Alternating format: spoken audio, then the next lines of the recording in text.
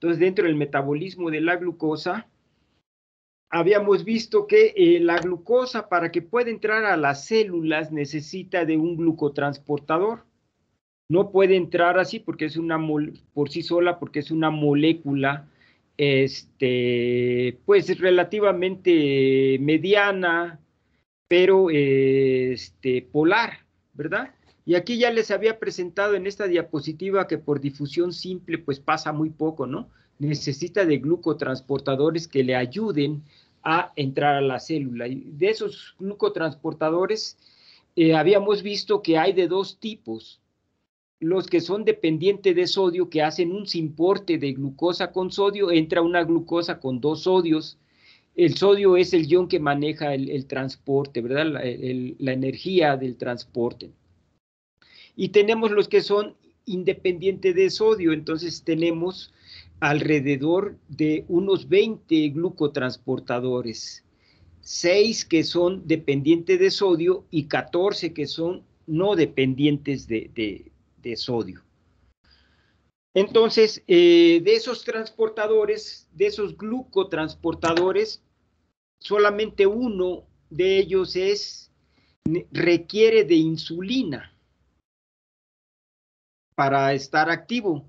¿Por qué requiere de la insulina? Porque, bueno, el glucotransportador, la insulina, se produce dentro de la célula y entonces, en este mecanismo de exportación de las proteínas, se va a quedar en vesículas después de la red del Golgi trans, es decir, pasa del núcleo, sale el mensaje, y entonces se le pegan los ribosomas, se pegan al retículo endoplásmico, y va a ser sintetizada dentro del retículo endoplásmico. Entonces de ahí tiene que pasar forzosamente al Golgi en sus tres etapas: el cis, el medio y el trans, y la red del Golgi trans. Ahí se despachan las vesículas a su destino final.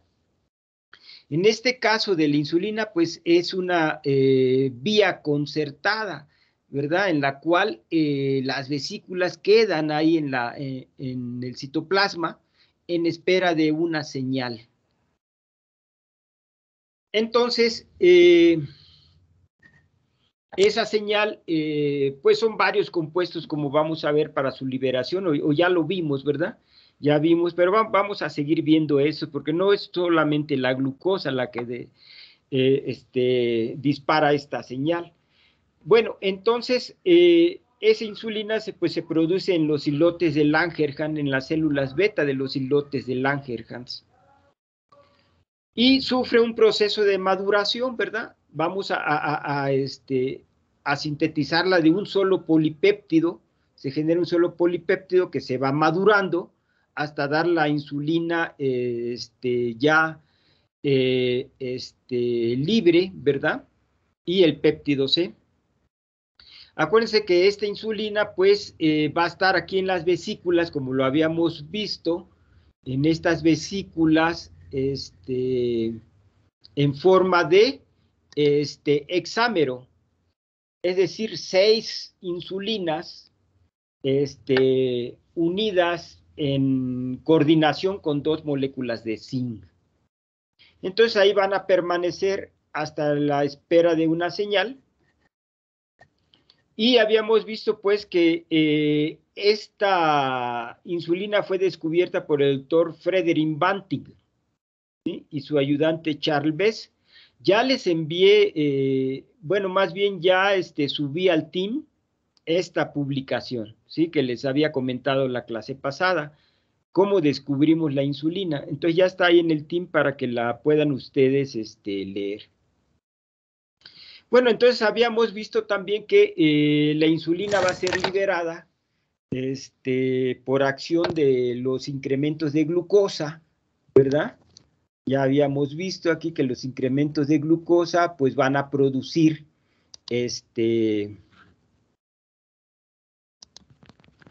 estos incrementos de glucosa pues van a producir que ya al entrar esa glucosa a la célula, a ver, se movió mucho, ahí está.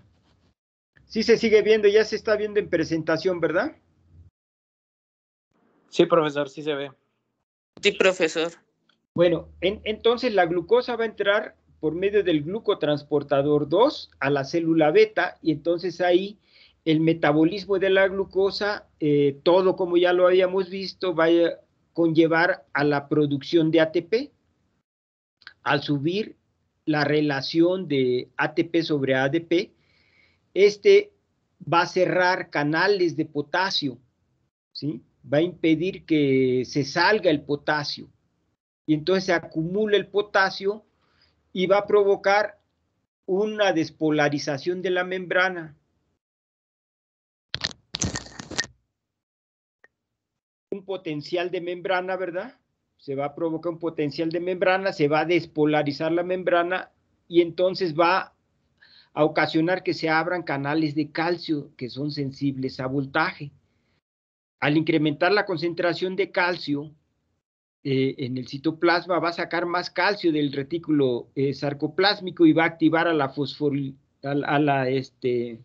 fosfolipasa C, y entonces se van a poder conducir, se van a activar los filamentos de actina y miosina, y va a provocar que estas vesículas que están aquí en el citoplasma se acerquen a la membrana, se fusionen con la membrana y se vierta la insulina.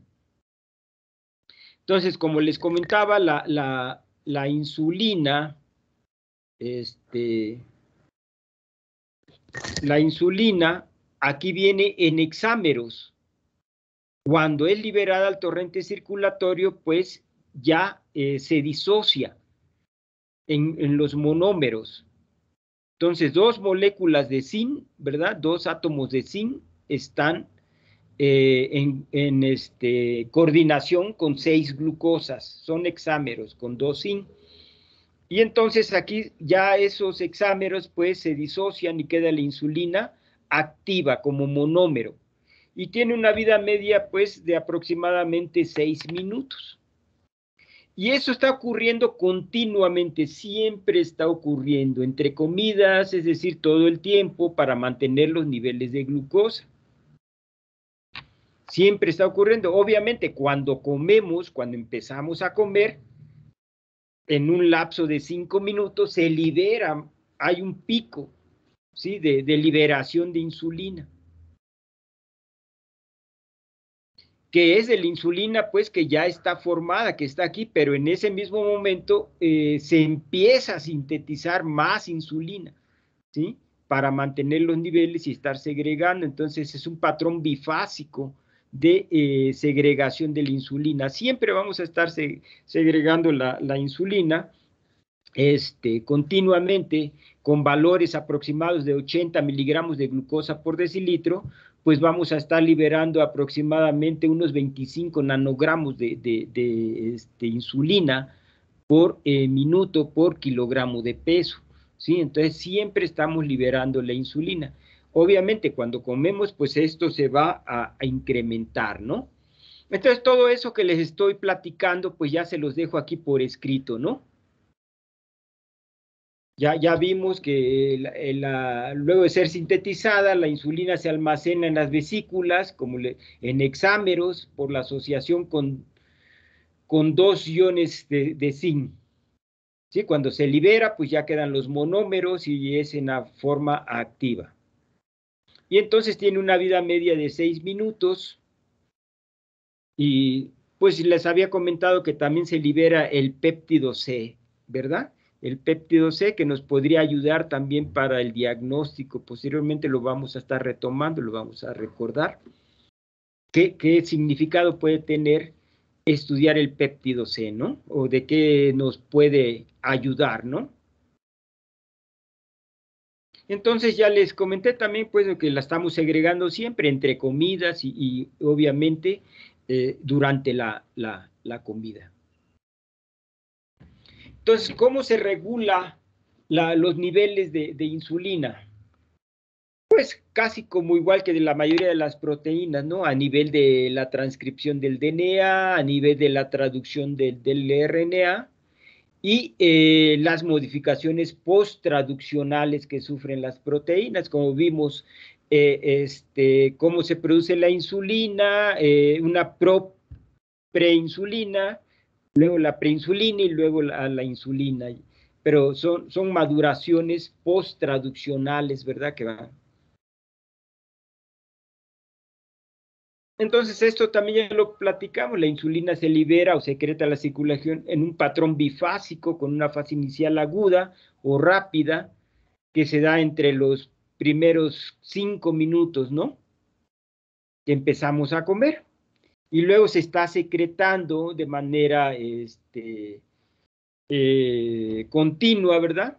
Toda esta insulina que está ya ahí en las vesículas, que ya está formada, pero se induce de inmediato a que se produzca más insulina para estarla segregando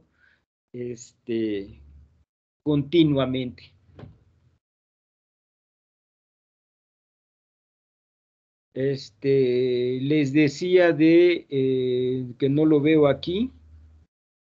Les comentaba, ¿cuánto estamos segregando? Bueno, ha de venir más adelante. No, pues aquí está lo que les comentaba, ¿no? La fase de liberación rápida, o sea, ¿cuáles son los metabolitos que nos pueden ayudar a que se libere la insulina? Entonces habíamos visto los niveles de glucosa, ¿no?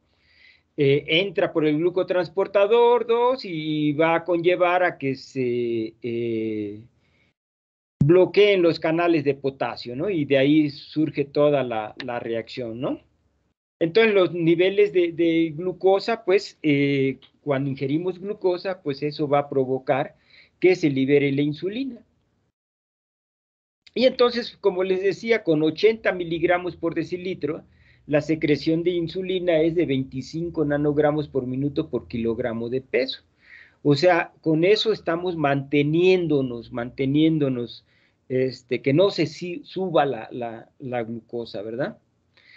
Fíjense que hay otras hormonas muy interesantes que son las incretinas, ¿sí? Estas son hormonas que se van a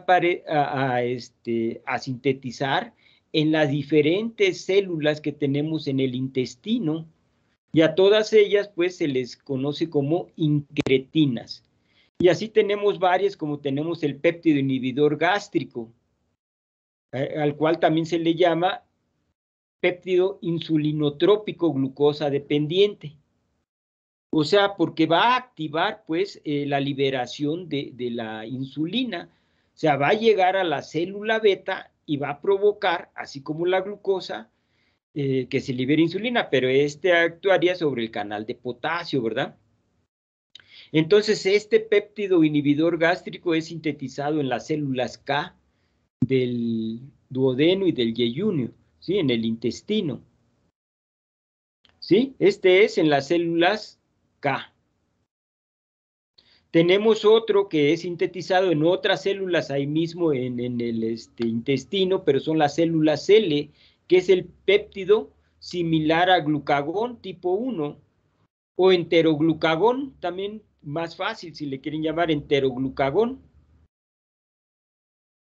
que actúa también sobre las células beta para la liberación de la insulina, ¿no?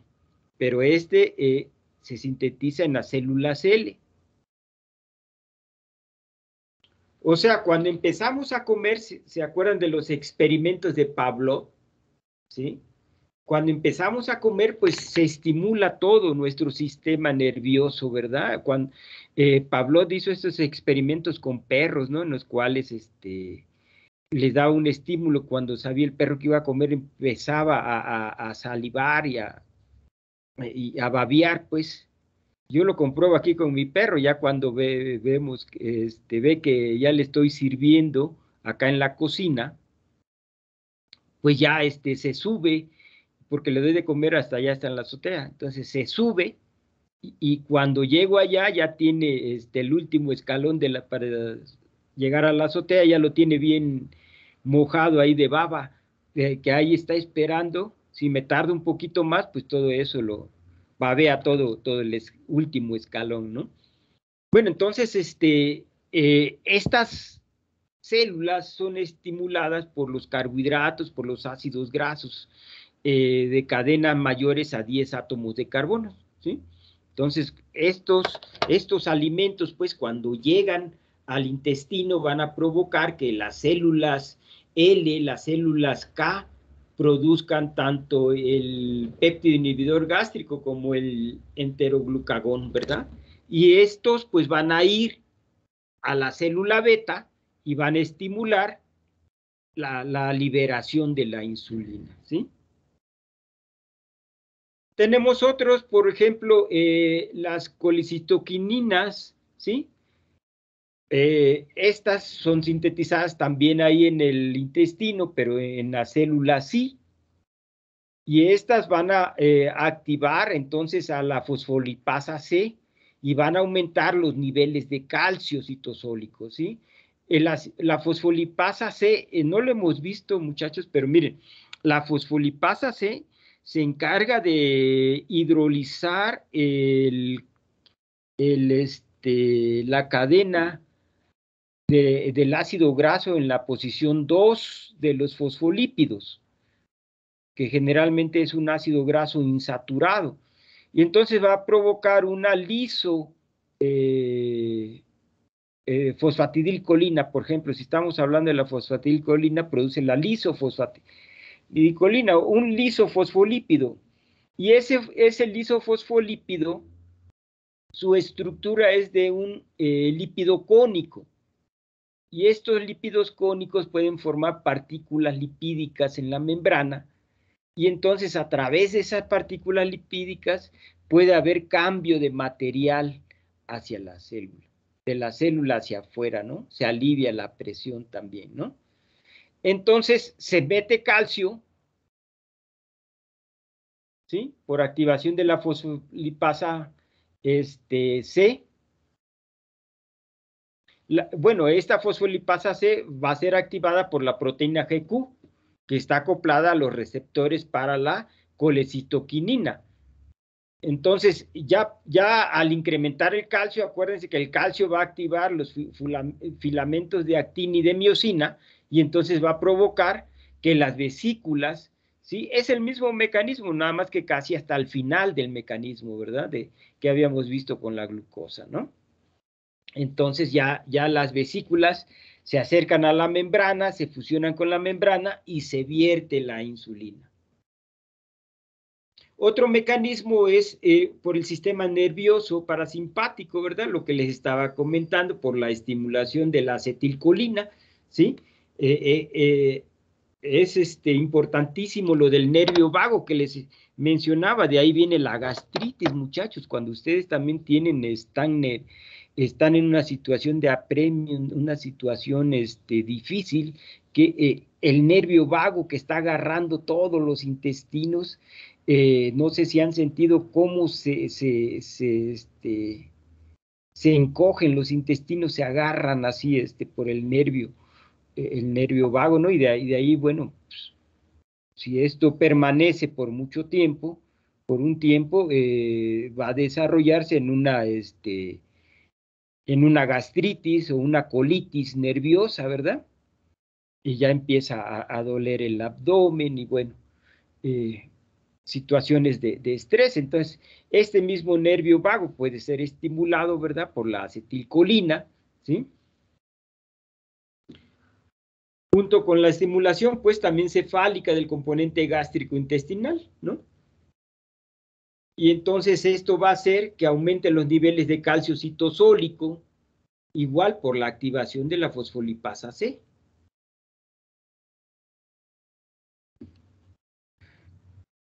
Y en menor parte, pues también los aminoácidos podrían provocar o más bien provocan la estimulación de la liberación de la insulina de la célula beta, pero en muy baja proporción en comparación con los otros. Y entre ellos, pues, está la glicina, la alanina, la lisina y la arginina.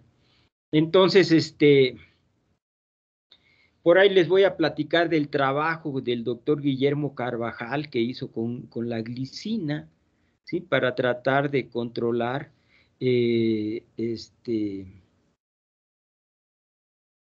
la glicosilación inespecífica de las proteínas y retrasar las complicaciones crónicas de la diabetes mellitus, ¿sí? Él utilizó glicina. Pero miren, entonces la glicina aquí como está, estamos viendo que ayuda a la secreción de la insulina, ¿no? ¿Alguna duda, muchachos, hasta aquí? Hasta aquí no. No, profe. ¿No? Bueno, seguimos adelante. Cualquier duda, muchachos, con gusto, la atendemos, ¿va? Entonces la insulina es liberada, ¿verdad? Ya se libera de la célula beta. ¿Y a dónde va a ir esa insulina? A los receptores GLUT tipo 4. ¿Y dónde están Primero esos debe de ir al receptores? sistema vascular para poderse diseminar y llegar al músculo. Ajá, aquí hay algo muy importante que tenemos que tener en mente. O sea, ahorita estamos hablando con respecto a la glucosa. ¿Pero la insulina solamente sirve para eso?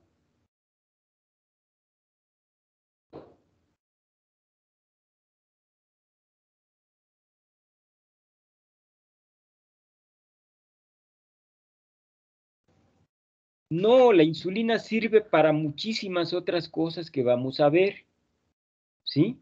Entonces, receptores para la insulina, ¿dónde están? ¿En dónde hay receptores para la insulina?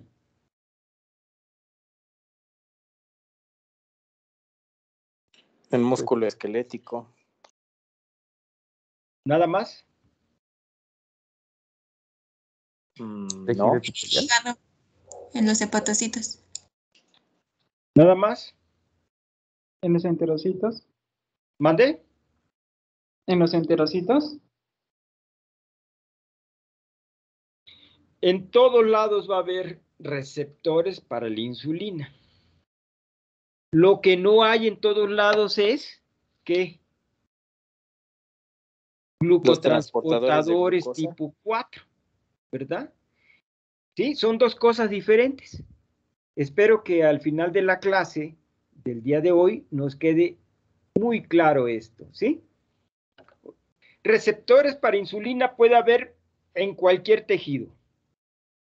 Glucotransportadores tipo 4 solamente en miocito y adipocito. De tal manera que la insulina, entonces, para este sistema de metabolismo de la glucosa, es necesaria nada más en músculo y en adipocitos. ¿Va? Ahorita vamos a seguirlo viendo, y espero que al final de la clase quede claro, ¿sí? Porque es lo que les estoy comentando. Entonces, aquí está una visión muy general a la Mickey Mouse, ¿verdad? De la acción de la insulina. Entonces, receptores para la insulina, aquí está el receptor para la insulina, y ya dijimos que hay en muchos tejidos, ¿verdad? Está compuesto por 2 subunidades alfa y 2 subunidades beta, ¿sí? Y receptor tiene una acción de autofosforilación, ¿sí? Cuando se le pega la insulina, acá viene la insulina, aquí en las subunidades alfa, que son las reguladoras, y las betas son las catalíticas, estas subunidades se autofosforilan. Ahorita en la siguiente diapositiva lo explicamos mejor, ¿no? Bueno, entonces, aquí miren, va a ocurrir una autofosforilación y estas van a estar activas entonces y van a desarrollar una cascada de sinasas, es decir, de fosforilaciones tras fosforilaciones, ¿sí?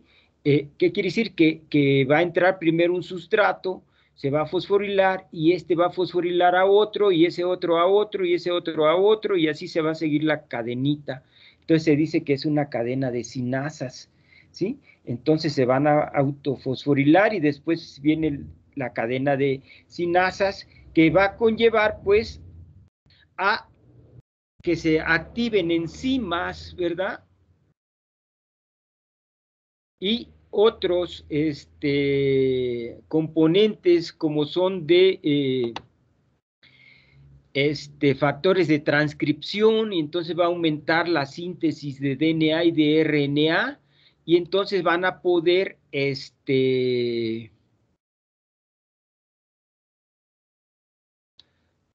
se va a poder incrementar la síntesis de material genético nuevo, ¿no? La síntesis de nuevos genes, y por otro lado, pues de lo que estamos hablando, ¿verdad? Es hacia la translocación del glucotransportador tipo 4, acá está en la membrana, y ya puede pasar a la célula la glucosa, pero esta es una partecita, miren, que es a lo que nos estamos abocando principalmente, pero la insulina va a provocar muchas otras cosas como ahorita lo vamos a ver, ¿sí?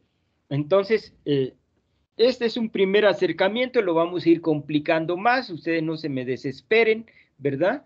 Cualquier duda, me preguntan, y la aclaramos inmediato. A ver, entonces otra vez vamos a ver. Aquí tenemos el receptor de la insulina. Tiene su sitio aquí para la insulina. A ver, tiene el sitio para que se le una la insulina. Este receptor se sintetiza de un solo gen. A ver, cuenten el chiste que no oigo. ¿Sí? Entonces, se sintetiza de un solo gen, nada más que por maduración post-traduccional, pues ya queda, ¿se acuerdan? Como la insulina, ¿no? Que parecieran que fueran dos cadenas, aquí parecen que son dos cadenas alfa y dos cadenas beta, sí, pero por maduración ya queda así, ¿verdad? Las subunidades. Entonces, estas subunidades alfa son las reguladoras, ahí se les va a pegar la insulina, van a cambiar su conformación y van a activar entonces a las subunidades beta, que son las catalíticas, que tienen actividad de autofosforilación de tirosincinasa, tienen estos dominios ya intracelulares, ¿verdad? De la membrana plasmática. Este es el lado de afuera de la célula. Entonces ya en el interior están los dominios de tirosincinasa y ahí es donde se van a llevar a cabo la autofosforilación, que quiere decir que esta cadena, esta subunidad va a fosforilar en residuos de tirosina a esta y esta va a fosforilar a esta otra. En unos 6 o 7 residuos de tirosina estarían aquí, ¿sí? En este dominio, en cada uno de estos dominios, y van a ser fosforilados por la otra subunidad. Una vez ya fosforilados, ya están activos, entonces van a poder fosforilar a otro sustrato. Por ejemplo, el sustrato 1 del receptor de la insulina sería el que se fosforila aquí, y ese sustrato 1 del receptor de la insulina ya va a poder fosforilar a otra molécula, ¿verdad? A otra proteína, y esa otra proteína va a poder fosforilar a otra proteína, y así va la secuencia, así va la cadenita. Por eso es una cadena de sinasas, ¿sí? Que van a llegar, obviamente, tienen que llegar hasta un objetivo final, que son los que vamos a ver finalmente, ¿no? Pero entonces, así es como se lleva a cabo la función de este receptor. Y ahorita vamos a ver dos vías que conducen acciones específicas. ¿Alguna duda hasta aquí de los receptores? Todo esto que les estoy comentando, muchachos, se los dejo por escrito, ¿eh? Hay diapositivas que ahorita vamos a ver, adelantito, y que está por escrito todo esto que les estoy comentando. ¿Va? ¿Dudas? No, No, profe. profesor. No, profe.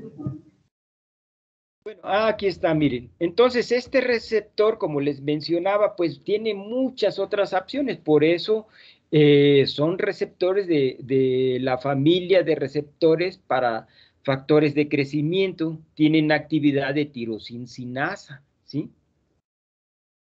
Como les mencionaba, se autofosforilan, ¿sí? En residuos de tirosina. Hay unos 6 a 7 residuos de tirosina en los cuales se pueden fosforilar. Y lo que les preguntaba hace un momento,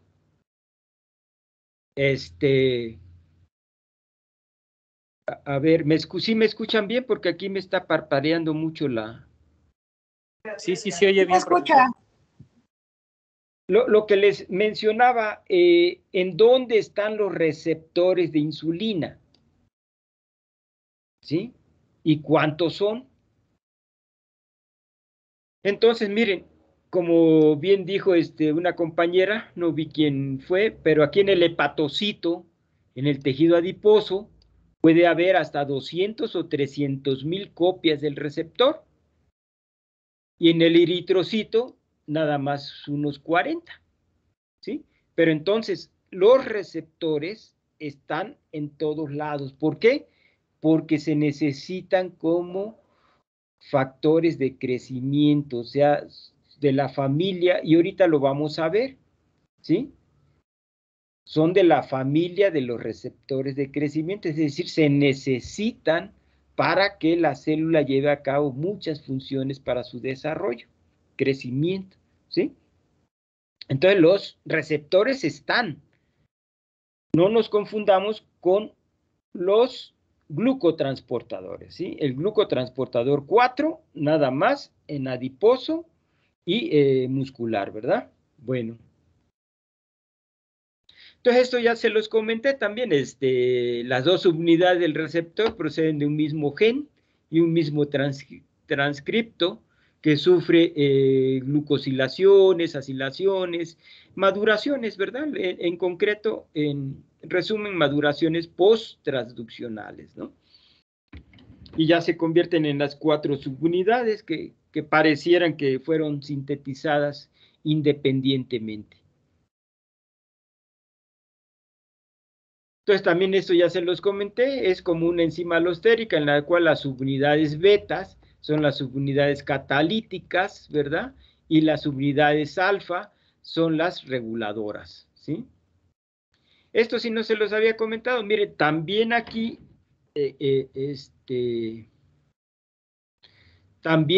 aparte de residuos de tirosina, vamos a tener residuos de serina y trionina, ¿sí? Aquí va a haber residuos de serina y trionina también.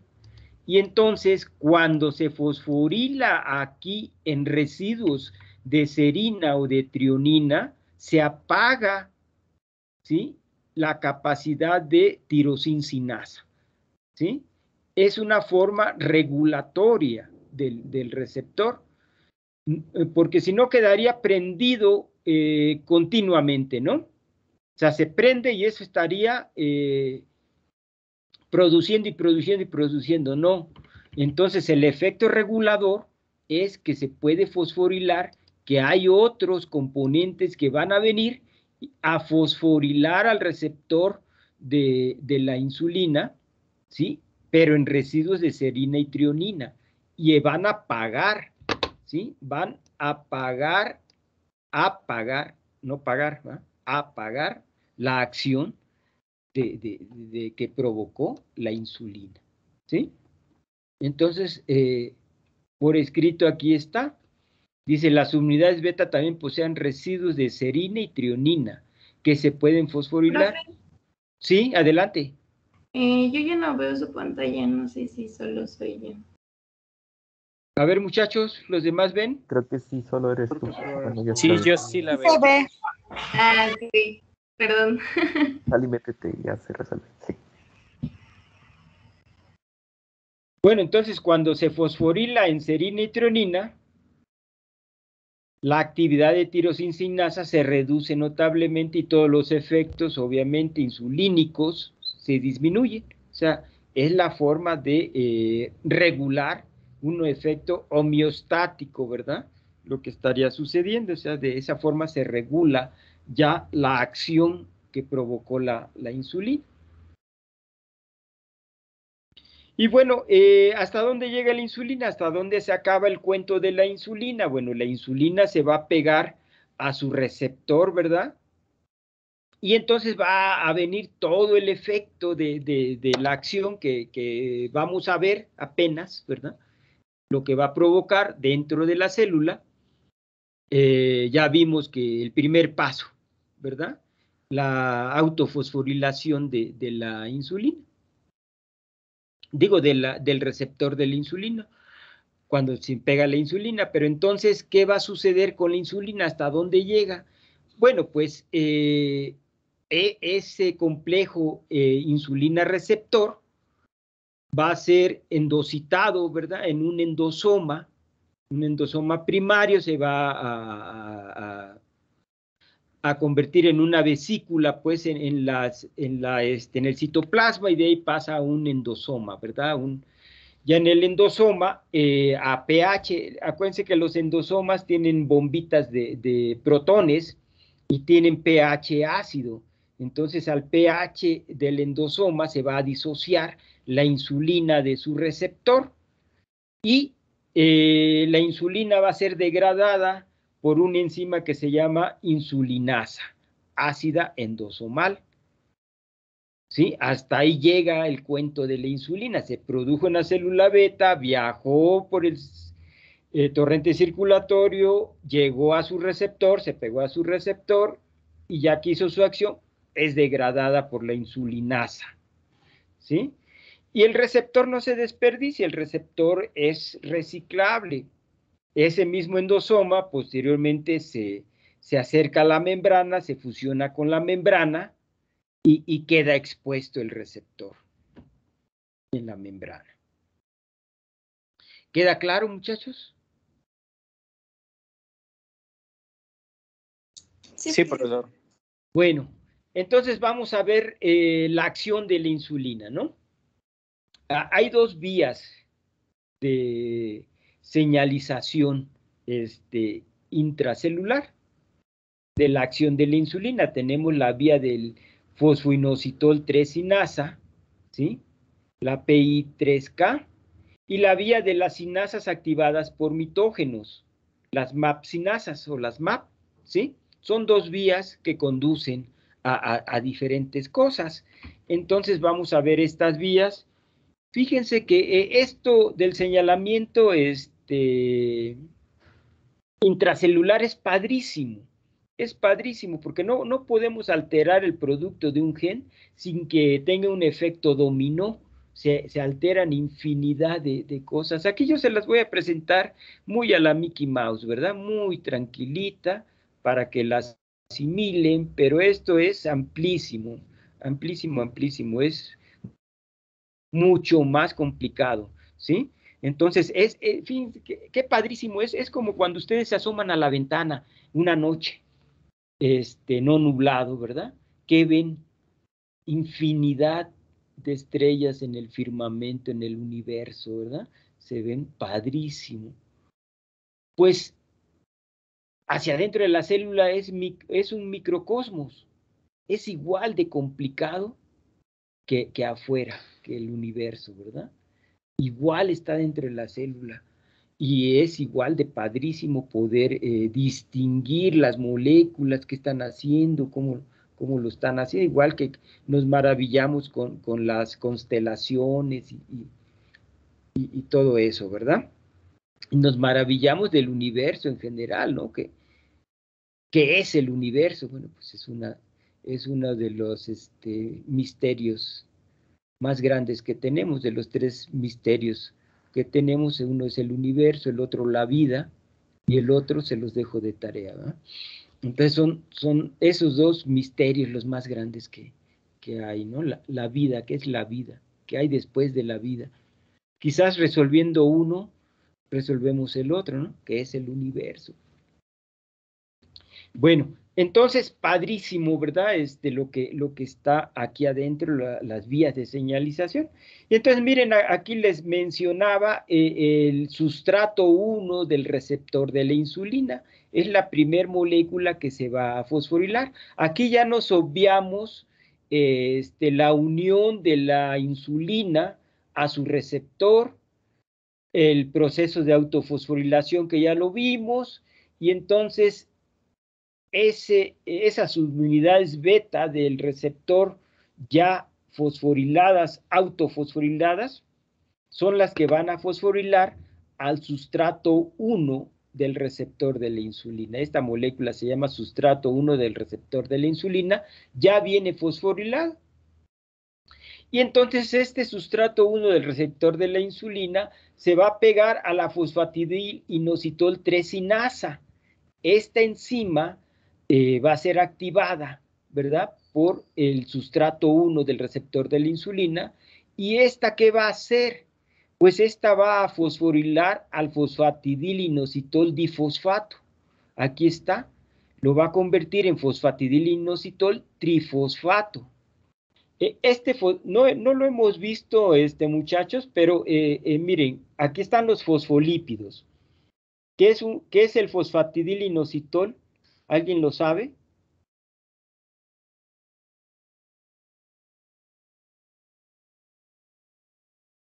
Los ácidos grasos, los fosfolípidos tienen esta estructura, ¿verdad? Que es una cabeza polar y son dos cadenas hidrocarbonadas que son los dos ácidos grasos. ¿Qué hay en esta cabeza hidrocarbonada? Pues aquí está el glicerol, ¿verdad? El glicerol, y aquí está un aminoalcohol, que podría ser serina, colina, etanolamina, glicerol, inositol. El inositol es el azúcar cíclico de 6 átomos. El alcohol, ¿sí? De 6 átomos. Así, es decir, que tiene OH, ¿verdad? Aquí. Y entonces es el que está unido aquí, ¿verdad? El glicerol. Y entonces está fosforilado, puede estar fosforilado 1 o 2 fosfatos. Aquí tenemos el difosfato. Entonces es el inositol, fosfatidil-inositol difosfato. La fosfatidil-inositol 3-sinasa lo fosforila y lo convierte en trifosfato. ¿Sí? Y entonces ya así, en forma de trifosfato, se le va a pegar PKB, la proteína sinasa B, ¿sí? Esta proteína sinasa B se va a unir al fosfatidil-inositol trifosfato, y entonces así unida va a ser fosforilada por PDK1, pero PDK1 no nos las muestran aquí, no está PDK1, no está mostrada, pero es la que va a fosforilar a PKB unida a fosfatidil-inositol trifosfato. Y una vez ya activa PKB, la proteína sinasa B va a fosforilar a la sinasa 3 de la glucógeno sintetasa. Al fosforilarla, la inactiva. ¿Sí? La inactiva, está inactivando, entonces PKB activo está inactivando a la sinasa 3 de la glucógeno sintetasa. Entonces, al estar inactiva, la sinasa 3 de la glucógeno sintetasa no va a poder inactivar a la glucógeno sintetasa por fosforilación. De tal manera que entonces la glucógeno sintetasa va a permanecer activa. Y entonces al estar activa, pues va a sintetizar glucógeno. Entonces, se fijan lo que está haciendo la insulina en esta vía así, provocando que se sintetice glucógeno. ¿Sí?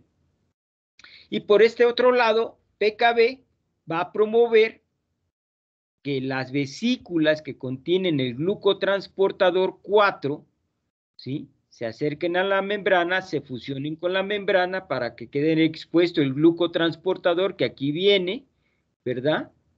¿Sí? Ya quede acá en la membrana y puede entrar glucosa. ¿Sí?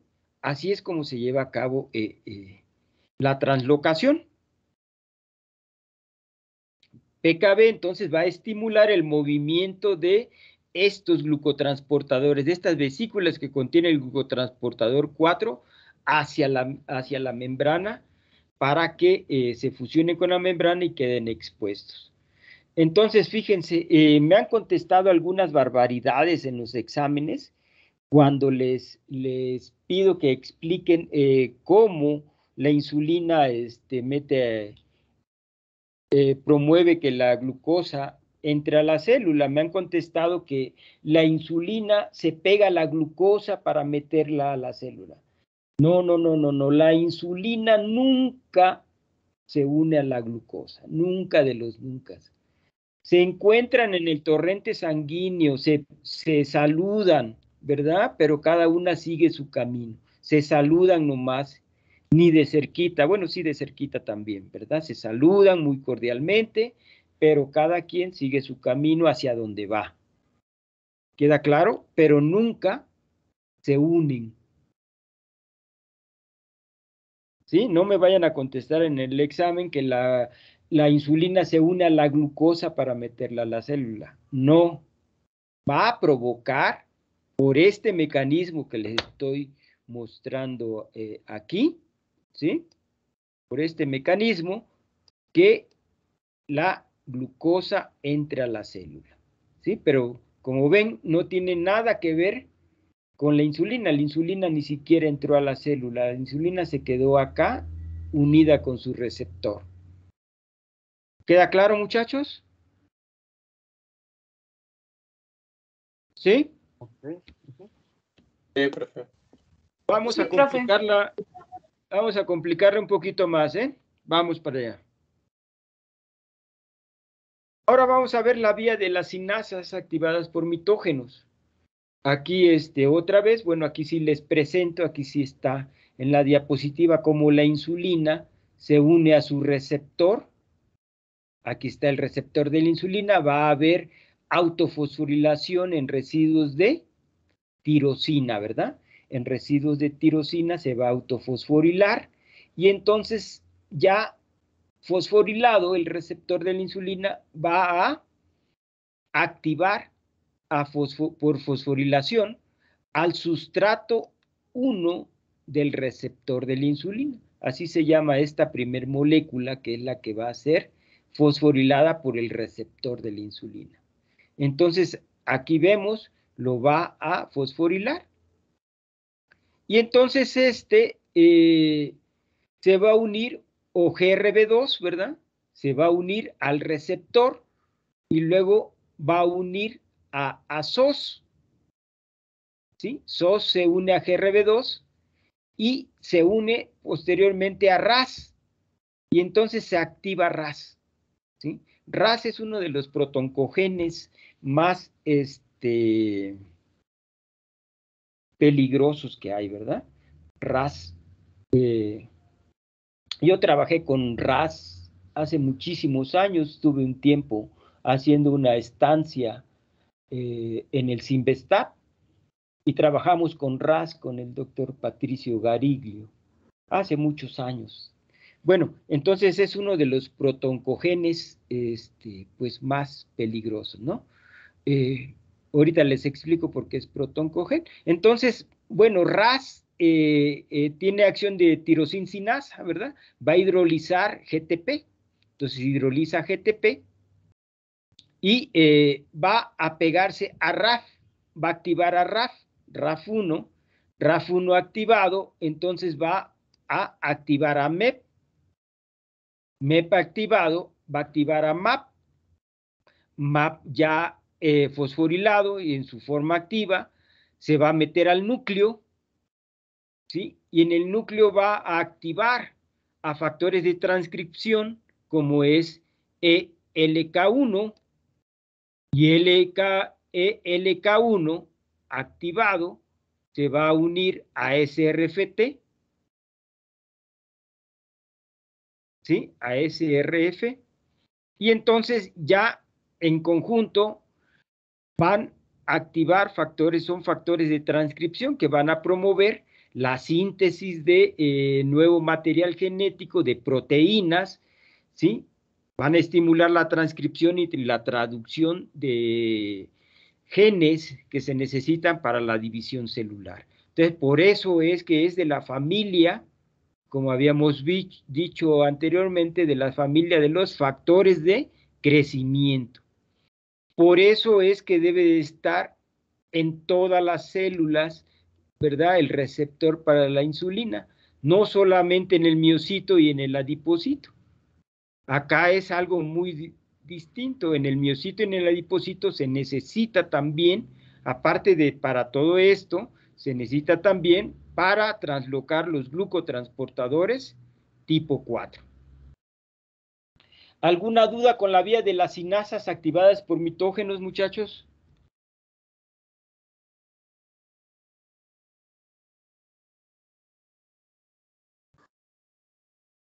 Yo creo que no. No, profe. Bueno, pues entonces vamos a irle complicando un poquito más, ¿va? Entonces, miren, aquí tenemos los glucotransportadores que les mencionaba del tipo 4, pues son reusables, ¿verdad? Son ¿cuál es la palabra, muchachos? Reciclables. ¿Reciclables? Reciclables. O sea, cuando se induce por la acción de la insulina, ¿verdad? Que se expongan en la membrana, pues tardan un tiempo en la membrana, pero después que ya se bajan los niveles de glucosa, pues entonces se hace un endosoma, ¿verdad? Entonces aquí se forma el endosoma, ¿sí? Y otra vez están reciclándose, no se pierden, ¿sí? No se gasta energía en hacerlos y estarlos haciendo continuamente, sino, bueno, ya están ahí, son reciclables. Mire, aquí lo que les mencionaba, vamos a complicarlo un poquito más, pero no, mejor estas se las dejo para cuando lleguen a posgrado, cuando lleven bioquímica avanzada o lleven biología molecular. También la doy en la otra materia que es bioquímica humana, ¿sí? En cualquiera de esas tres nos vamos a topar con esa, pero bueno, no es tan difícil, miren. Entonces aquí factores de crecimiento, entonces aquí la insulina, y aquí es lo que activa RAS, miren. RAS, por ejemplo. Imagínense, bueno, y esto que va a conducir a crecimiento celular, ¿sí? Entonces, pero RAS se está prendiendo nada más cuando hay la acción de los factores de crecimiento, ¿no? De la familia de estos, ¿sí? Entonces, si RAS es un protoncogen porque tiene mutaciones, es un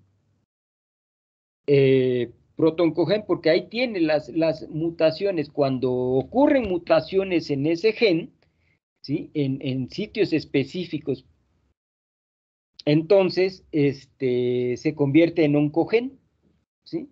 ¿Qué quiere decir? Que queda de manera permanente encendido, no nada más cuando hay acción aquí, sino que ya por la mutación va a quedar totalmente encendido, es decir, teniendo siempre la actividad de tirosincinasa. Entonces, en esas condiciones, pues va a provocar el crecimiento celular.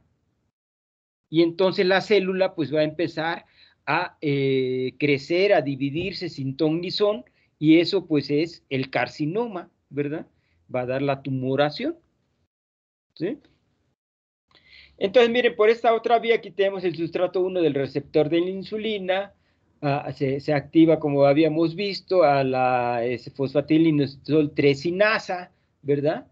Por medio de aquí del fosfatilinositol 2-fosfato a trifosfato, ¿sí? Ya que activa, y aquí está la activación de PDK1, ¿sí?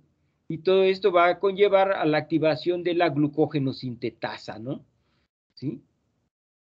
A la sinasa 3 de la glucógeno sintetasa la va a inactivar y entonces se va a producir el glucógeno, ¿sí?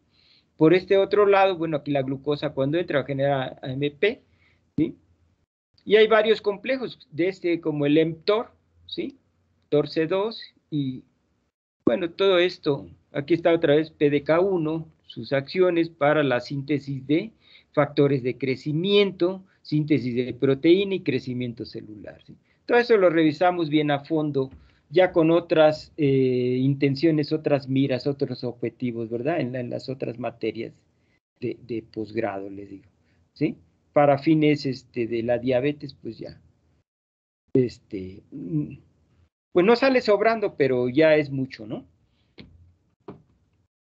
Y si la queremos ver aquí de otra manera, también un poquito más complicado, aquí los glucotransportadores van a meter, aquí el glucotransportador 4 va a ser expuesto en la membrana para que entre la glucosa por acción de la insulina. Aquí están los complejos, todo ya detalladamente, ¿no?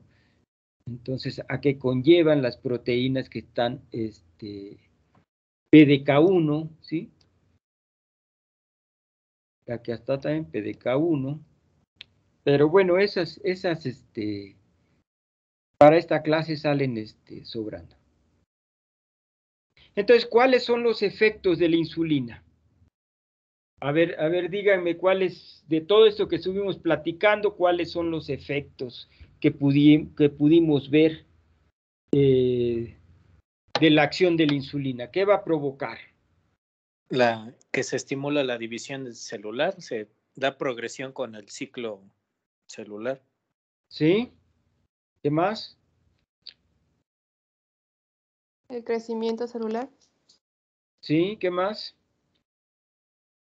La captación de carbohidratos, bueno, de azúcar. No, en concreto. Producción de glucógeno. Producción de glucógeno. Aquí está, muchachos, todos están aquí lo están viendo. Miren, ¿cuál es el principal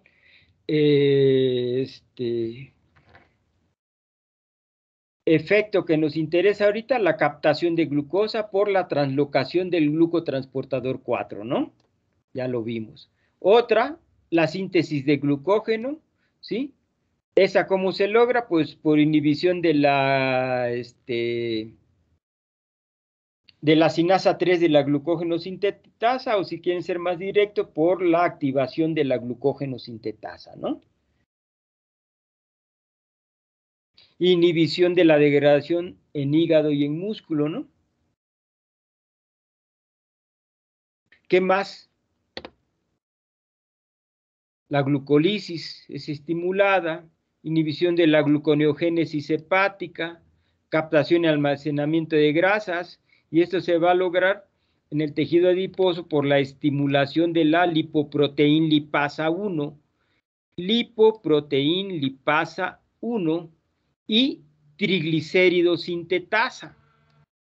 Estas las vamos a ver ya que veamos lípidos, ¿verdad? Son muy interesantes. Esta es la lipoproteína lipasa para formar los triacilgliceroles, ¿sí? Y luego la inhibición de la lipólisis en tejido adiposo, dice, por inhibición de la lipasa adipolítica u hormonosensible.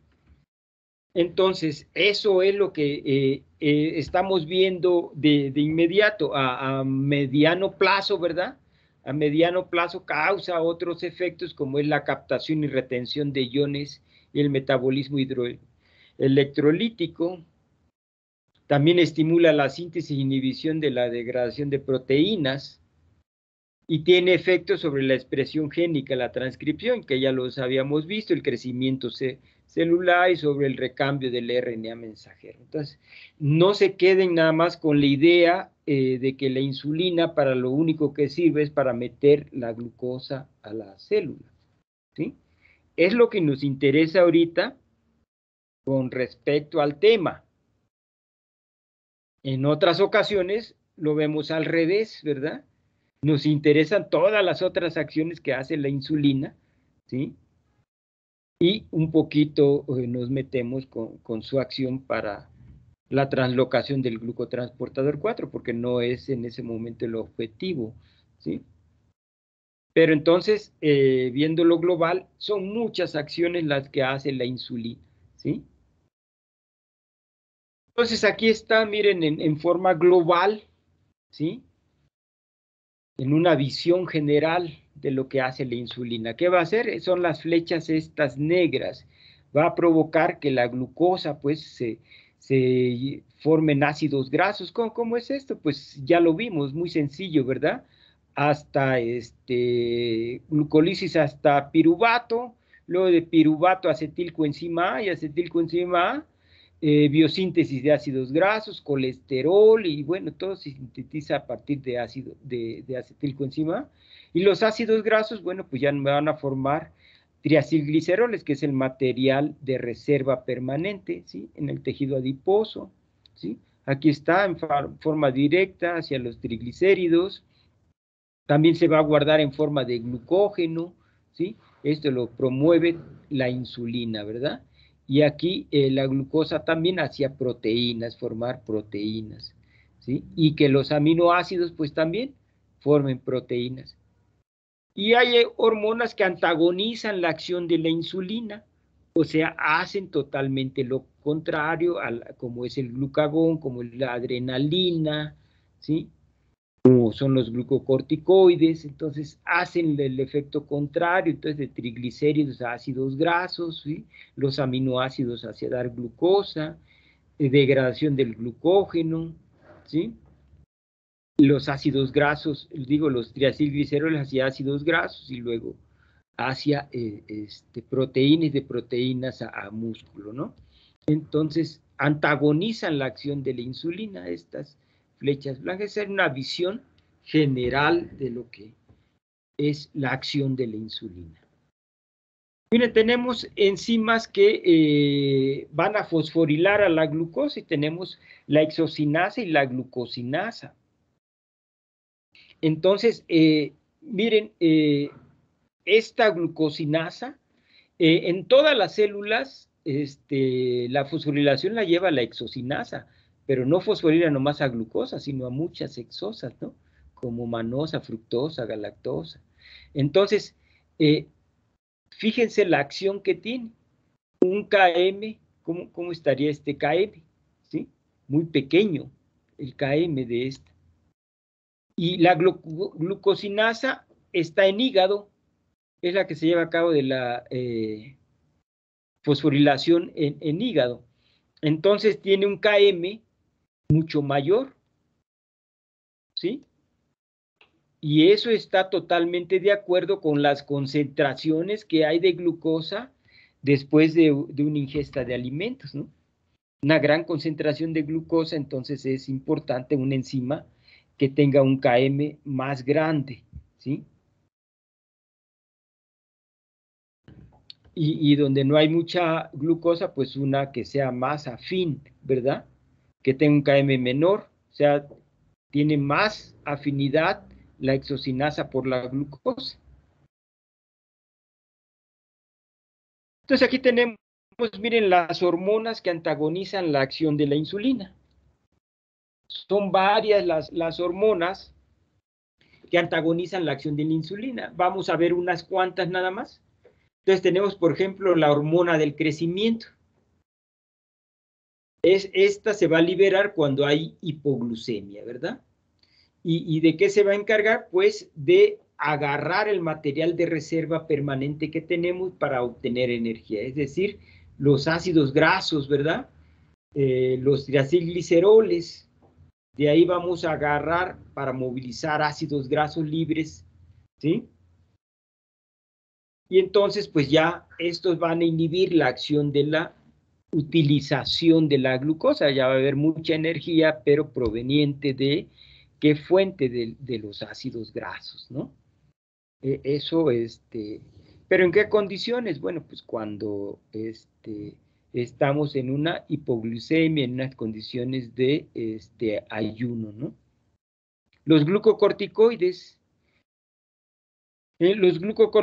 tienen un efecto anticatabólico sobre las proteínas, es decir, van a estimular también la gluconeogénesis al aumentar el catabolismo de las proteínas. Es decir, tiene un efecto anticatabólico, antianabólico sobre las proteínas. Por lo cual, bueno, va a haber energía a partir de proteínas y se va a inhibir la utilización de la glucosa en todos los tejidos, ¿no? Y la adrenalina es otro, ¿les gusta la adrenalina? Poquito, depende. Porque Pues si es por un examen no está chida, pero si es por un juego sí está chido. sí, es muy sabrosa la adrenalina, muy sabrosa, cuando uno la prueba, ¿no? En diferentes circunstancias. Por ejemplo, cuando vas manejando un auto a más de 180 kilómetros por hora, pues se siente padre la adrenalina porque sabes que si se te truena un neumático a esa velocidad ya no controlas el auto y te vas derechito muy lejos, ¿verdad? Entonces, es padre o en otras circunstancias, ¿verdad? El sabor de lo prohibido, dicen, ¿no? También pues se siente la adrenalina, ¿no? Entonces, la adrenalina es sintetizada, es utilizada. ¿Y qué va a hacer la adrenalina? Bueno, hay una cascada también de sinasas con la adrenalina, ¿no? Tiene su receptor ahí en la membrana, se pega la adrenalina. ¿Y qué sucede? Pues va a suceder una cascada de fosforilación. Se va a fosforilar primero, se va a activar, ¿quién se activa primero, muchachos? Se va a activar, se va a formar el AMP cíclico, ¿verdad? Se forma, ahí tenemos la adenilatociclasa. Entonces la adenilatociclasa va a formar AMP cíclico. A partir de ATP va a formar AMP cíclico.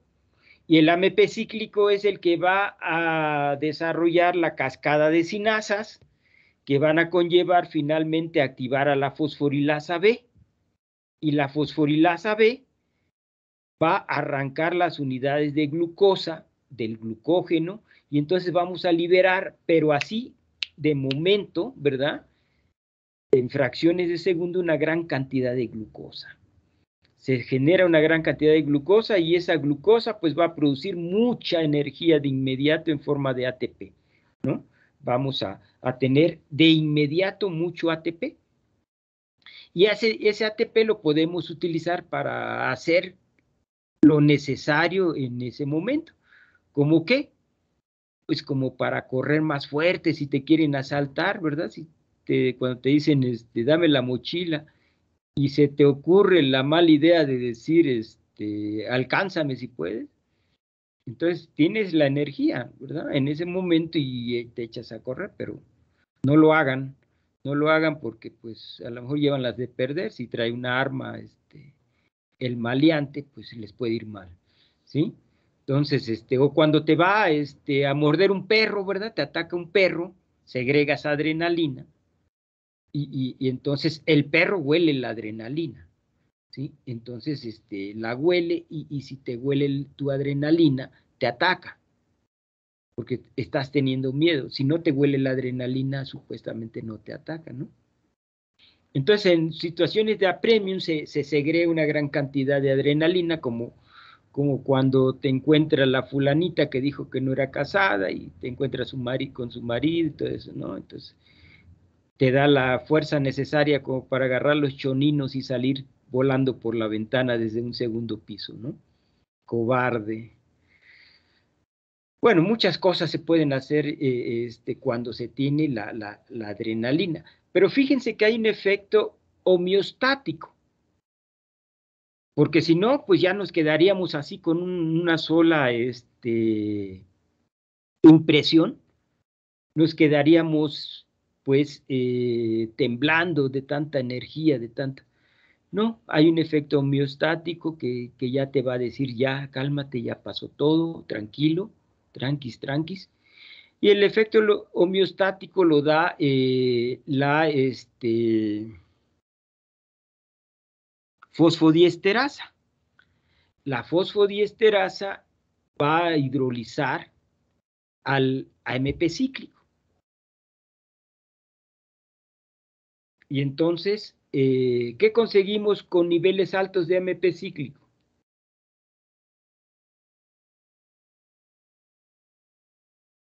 ¿Que hay hambre? A ver, ¿qué conseguimos con los niveles altos de AMP cíclico?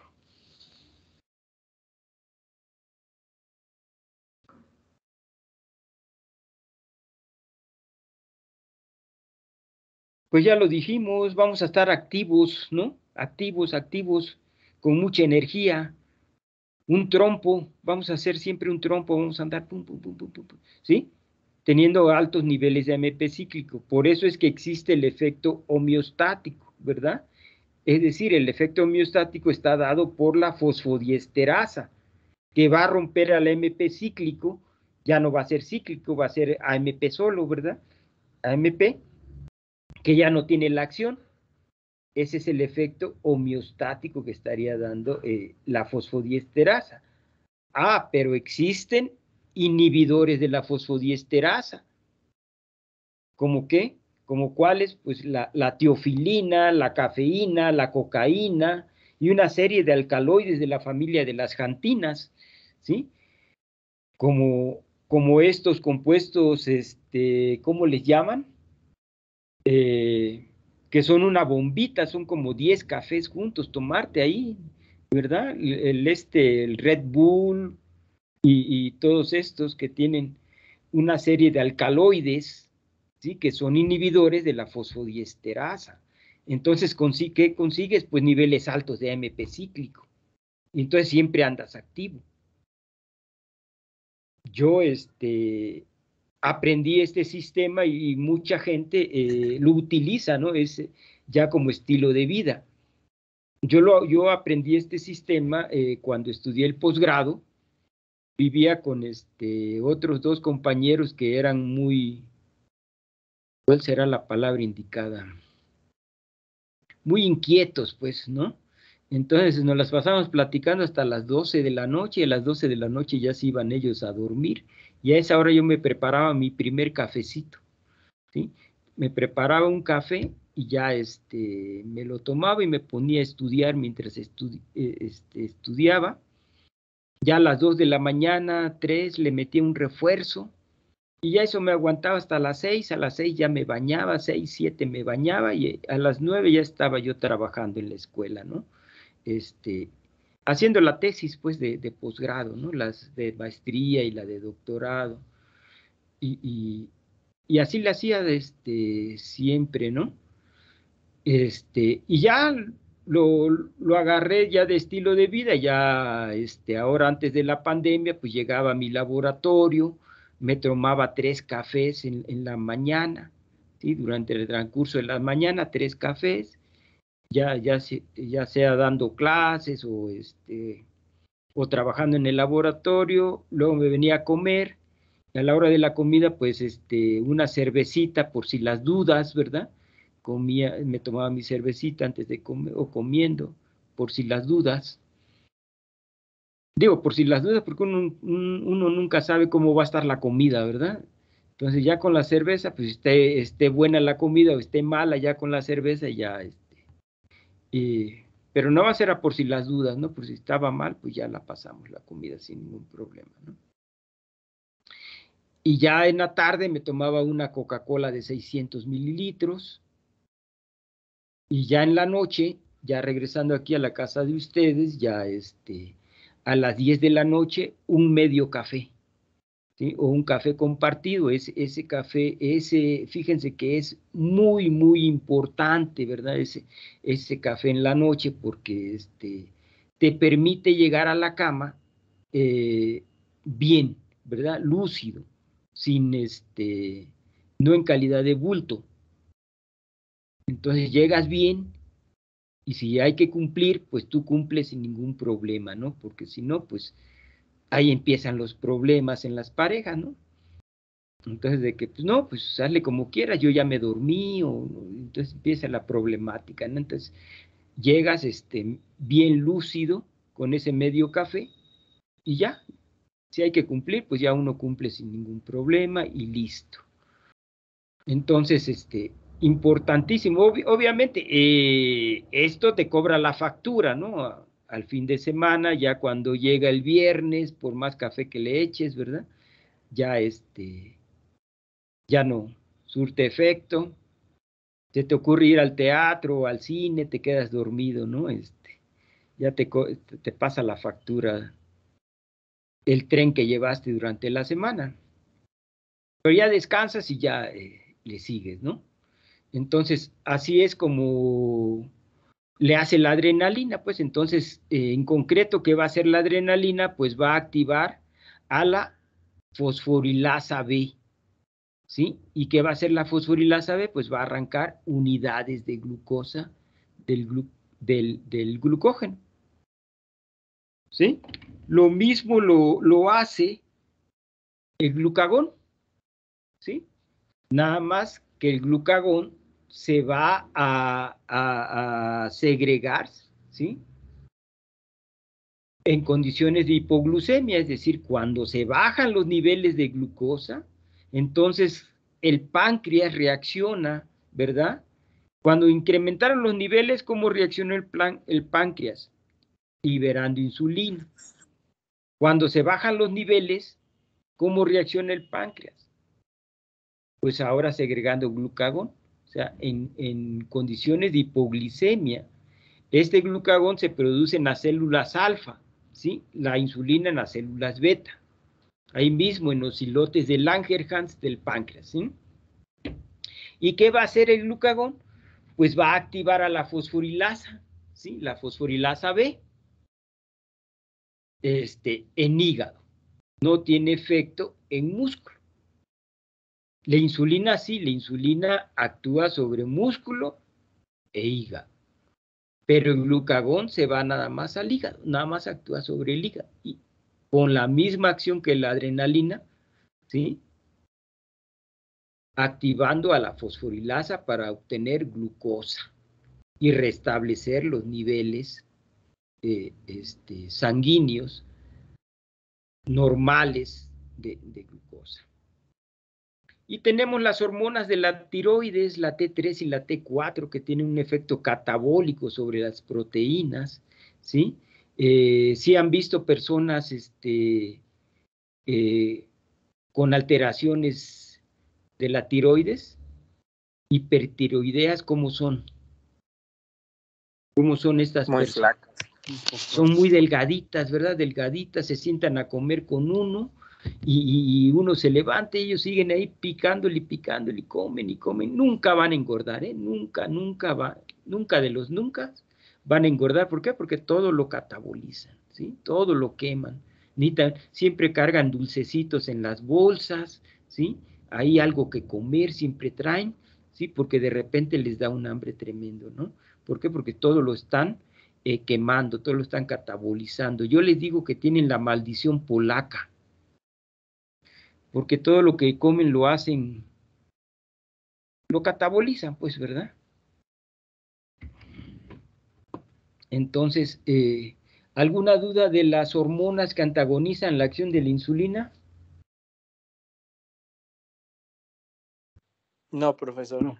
No, profe. No. Bueno, pues vamos a seguirle, pues entonces. Entonces aquí está lo que les comentaba, ¿verdad? Cuando comemos se incrementan los niveles de glucosa, entonces, ¿qué va a hacer el páncreas? ¿Qué va a hacer el páncreas? Pues entonces va a responder con insulina, ¿verdad? ¿Y qué va a hacer la insulina? Pues entonces va a guardar la glucosa en forma de glucógeno, ¿sí? Va a activar la glucólisis, ¿sí? Y entonces se bajan los niveles de glucosa, ¿sí? En músculo y en esqueleto, digo en músculo y en hígado, ¿qué va a suceder? Pues va a provocar la formación de glucógeno, ¿verdad? Igual, ¿sí? Y la glucólisis, ¿sí? En hígado. Cuando se bajan los niveles, entonces, ¿cómo va a reaccionar el páncreas? Pues ahora va a reaccionar con glucagón, ¿sí? Va a segregar glucagón, ¿y qué va a hacer el glucagón? Pues le va a quitar unidades de glucosa al glucógeno para restablecer los niveles, ¿verdad? Y va a promover la gluconeogénesis a partir de piruvato, formar glucosa en hígado y aquí en músculo, ¿qué va a hacer? Pues va a provocar la formación de la degradación del glucógeno, ¿verdad? Igual que acá, el glucagón, ¿sí? ¿Queda claro? Entonces, estamos metidos en un sistema continuo, ¿sí?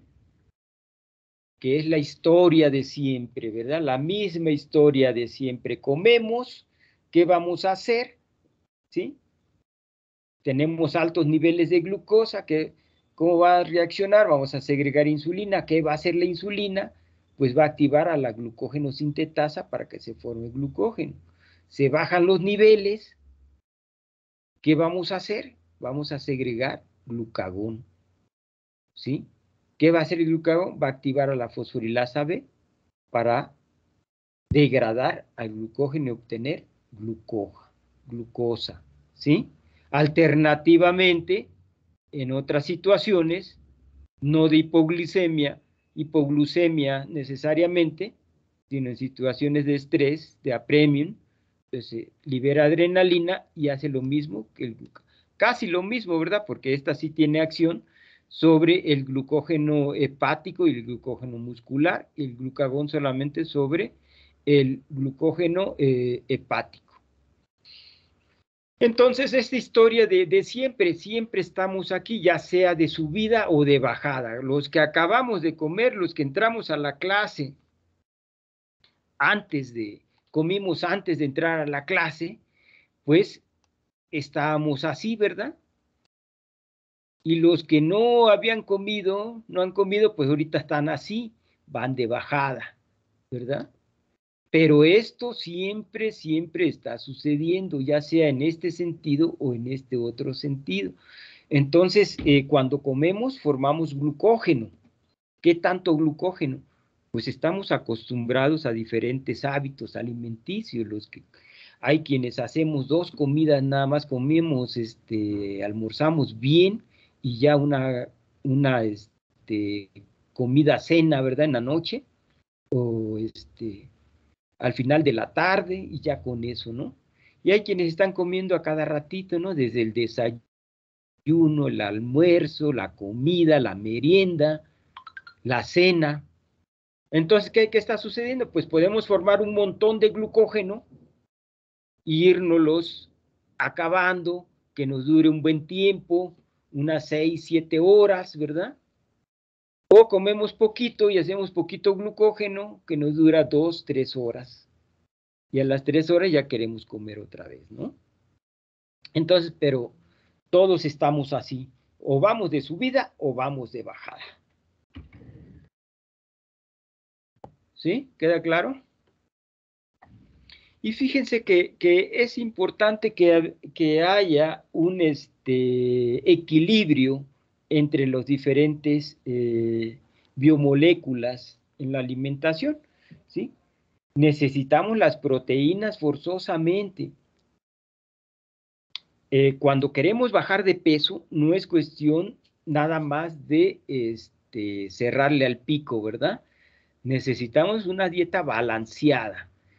¿Qué sucede con las proteínas? Bueno, las proteínas, su primer paso para el catabolismo va a ser la desaminación, ¿sí?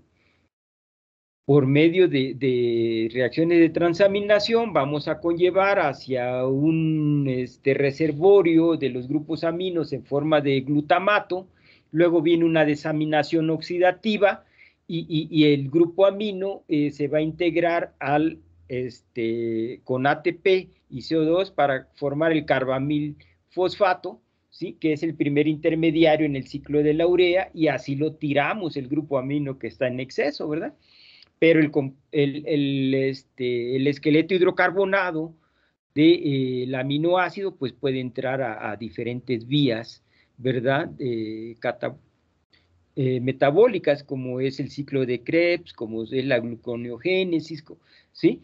Entonces, se necesita las proteínas para poder mantener activo el ciclo de Krebs, porque si comemos puros ácidos grasos, o no comemos más bien, y degradamos en autofagia toda nuestra grasa, pues se va a producir aquí acetilcoenzima A, pero acetilcoenzima A no va a poder entrar al ciclo de Krebs porque no tenemos oxalacetato, si no comimos proteínas, ¿verdad?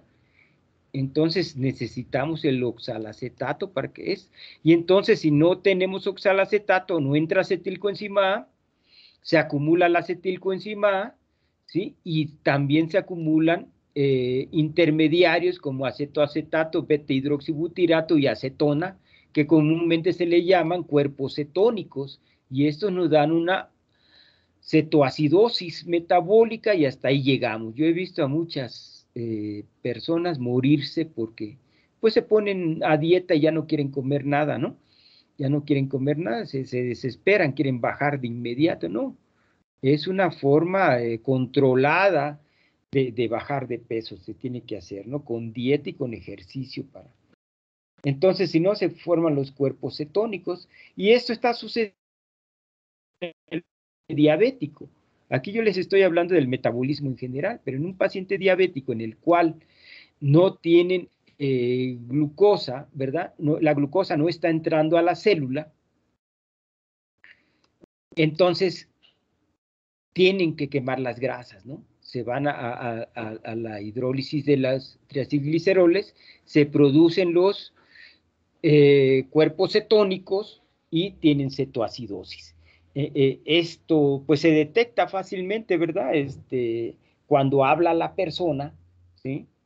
Se siente el olor a cetosis, ¿sí? Del diabético. Esto lo podemos hacer experimentalmente, o nos ocurre experimentalmente cuando tenemos mucho trabajo y no tenemos ni tiempo de comer, ¿verdad? A veces que nos piden un trabajo en la escuela y lo tenemos que entregar a las 3 de la tarde, nos las pasamos toda la mañana hasta sin comer con tal de sacar ese trabajo, y cuando llegamos a la escuela, aquí está el trabajo, ¿verdad? Se siente el tufo, ¿verdad? De este aliento cetónico, o en cualquier otra circunstancia, que la gente anda movida y no come. Cuando llega a platicar con otra persona, la otra persona le detecta la cetosis que trae, ¿no? Entonces es muy importante que cuando quieran bajar de peso, pues lo hagan de una manera controlada, ¿no? En el paciente diabético, pues está ocurriendo, aquí está lo que les decía, ¿verdad? De los ácidos grasos libres, ¿sí? Vamos a formar el 3-hidroximetilglutarilcoenzima A, ¿sí? Y del cual, bueno, vamos a formar el acetoacetato, ¿sí? Que va a dar lugar a la acetona, el beta-hidroxibutirato, ¿sí?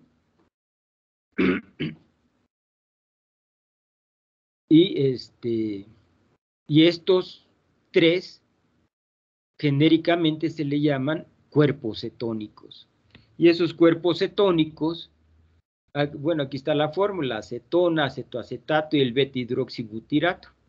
Estos cuerpos cetónicos, pues fíjense, los tenemos en condiciones normales, excretamos en orina alrededor de 125 miligramos al día, ¿sí? Y la concentración en sangre, pues anda menos de 3 miligramos por decilitro, pero en un paciente diabético, ¿verdad?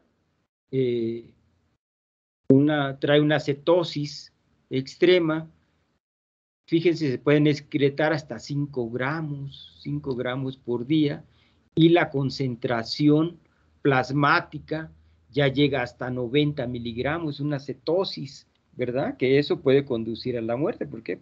Hay disgracia celular, ¿sí? Y rompimiento de células, y se puede morir el paciente, ¿no? En una diabetes descontrolada. ¿Dudas? Entonces es muy importante mantener los niveles de glucosa, ¿verdad? En un cerrado margen entre 100 y 60 miligramos por decilitro de glucosa. Se debe de permanecer la concentración, ¿sí? Con los diferentes mecanismos que vimos, ¿verdad? La insulina y el glucagón principalmente, que son los que están actuando de primera mano, ¿sí? ¿Qué pasa? Si se bajan los niveles, pues entonces ya empieza a darnos hambres, ¿verdad? Entonces es como vamos a reaccionar liberando glucagón, y ya hay señales neurológicas, ¿verdad? Se disparan señales neurológicas, nos enojamos, se segrega epinefrina, cortisol, empezamos a temblar y a sudar, ¿verdad? Y nos enojamos, pues, nos enojamos y porque ya tenemos hambre. Pero si se bajan más los niveles y llegan menos de 40, pues ya puede haber convulsiones, puede haber letargo, puede haber coma, caer en un coma, ¿verdad? Hipoglucémico. Y si permanecen los niveles bajos durante tiempo, ¿sí? O bajan más, ¿sí? Pues ya hay daño permanente a cerebro, ¿no? Y puede sobrevenir la muerte. Entonces, es muy importante también atender los niveles bajos, ¿no? No solamente los niveles altos. Debe estar la glucosa controlada dentro de los niveles específicos que tenemos, que manejamos de referencia. ¿Dudas? ¿Dudas? No, profesor. ¿No? Bueno, a ver si les gusta esto. Ah, perdón, ¿se oye? ¿Se oye la música? Creo que no, ¿verdad? No. ¿No se oye No. música? No. No. Espérenme.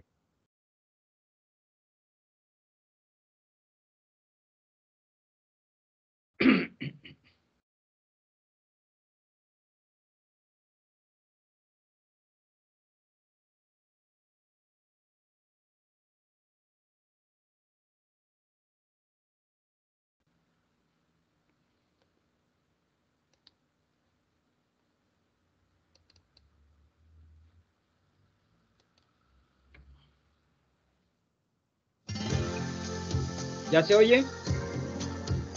Ya. Sí, profesor. Sí, profe. A ver si les gusta.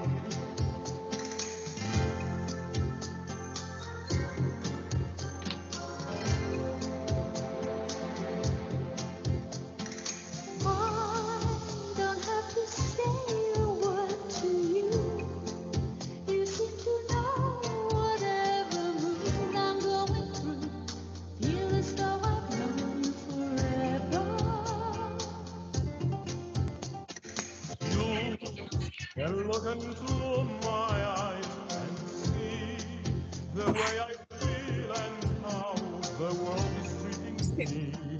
Maybe I have known you forever. Amigos para siempre means you'll always be my friend. Amigos para siempre means a love that never ends. Friends for life, not just a summer or a spring. Amigos para siempre. I feel you near me even when we are apart. Just knowing you are in this world can warm my heart. Friends for life, not just a summer or a spring. Amigos para siempre. We share memories I won't forget, and we'll share more, my friend. We haven't started yet.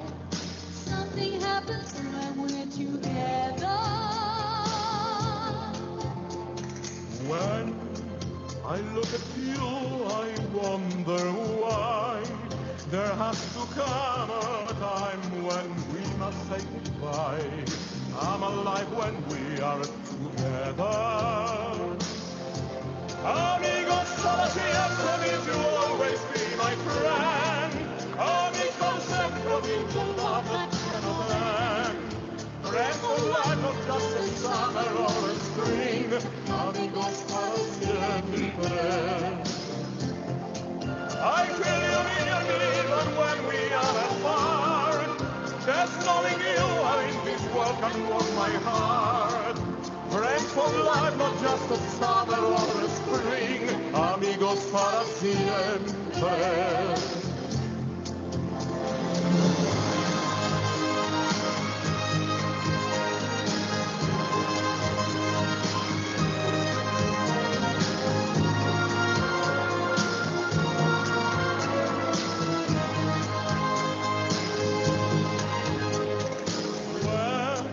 I look at you, I wonder why there has to come a time when we must say goodbye. I'm alive when we are together. Amigos para siempre, need to always be my friend. Amigos para siempre, need the love that cannot end. Friends for life, not just a summer or a spring. Amigos para siempre.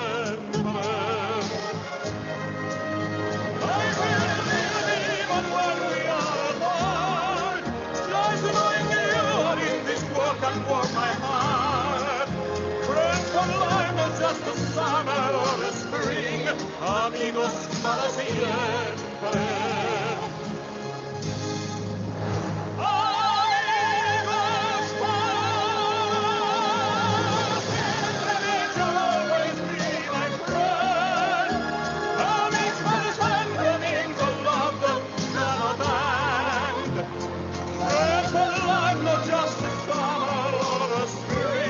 Amigos para siempre,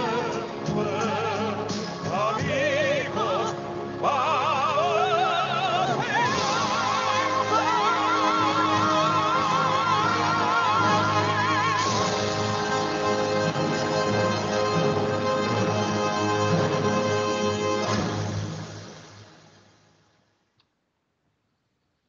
¿Qué tal? ¿Les gustó? Ay, qué bonito.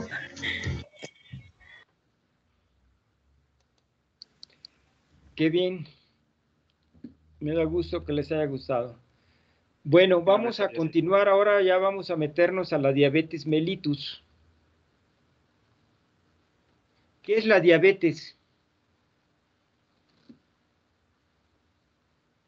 A grandes rasgos, una alteración en el metabolismo de los carbohidratos. No. Fíjense bien lo que les pregunté. ¿Qué es la diabetes? Es un padecimiento crónico. No.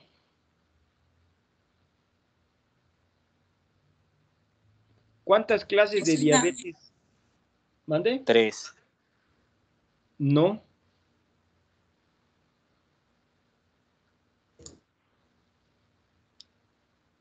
Diabetes. ¿Qué quiere decir diabetes?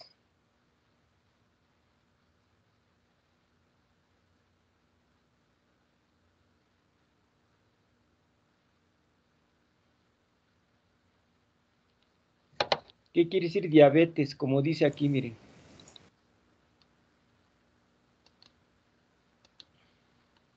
Diabetes. ¿Qué es la diabetes? Google dice que es una enfermedad crónica e irreversible del metabolismo en la que produce un exceso de glucosa o azúcar en la sangre y en la orina. No. Y que es derivada de la disminución de la secreción de la hormona de insulina o una deficiencia en su acción. No. ¿Eso lo sacaste de internet? Sí, dije, Google dice que... Pero no tecleaste bien entonces. Ups, a ver, otra Yo vez. les estoy preguntando diabetes. ¿Qué es la diabetes? ¿Qué quiere decir diabetes? ¿La etimología de diabetes? No, ¿a qué se refiere la diabetes? ¿Qué es la enfermedad de la diabetes?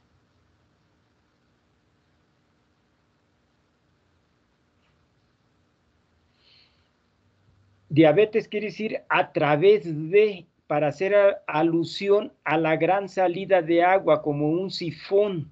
Eso quiere decir diabetes, ¿sí?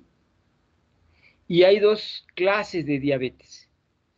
La diabetes mellitus, mellitus haciendo alusión a miel, a que es dulce, ¿sí? Esa es la diabetes mellitus, es una entidad clínica, y la otra entidad clínica es la diabetes insípida.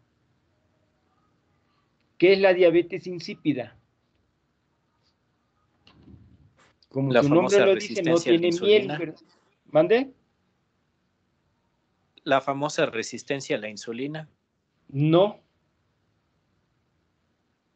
¿La diabetes autoinmune? no, ¿Es insulino dependiente? no.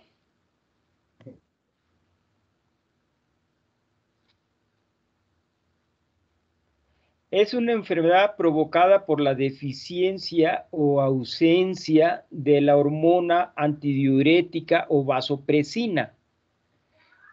La hormona antidiurética es la que se encarga de la resorción de aproximadamente 15 mililitros por minuto en las nefronas. Entonces, si tenemos deficiencia de vasopresina o de antidiurética, como le quieran llamar, es correcta de las dos formas, no vamos a reabsorber el agua y se va a estar saliendo el agua, ¿sí? Se dice que pacientes con esta enfermedad ya en estado avanzado podrían orinar hasta 15 litros de agua diarios. Obviamente los tendrían que tomar, ¿verdad? Para orinarlos. Entonces, es una entidad clínicamente separada, ¿sí? Aparte de la diabetes mellitus. ¿Queda claro? Que la vamos a tomar otra vez cuando veamos función renal. Volvemos a platicar de la diabetes insípida.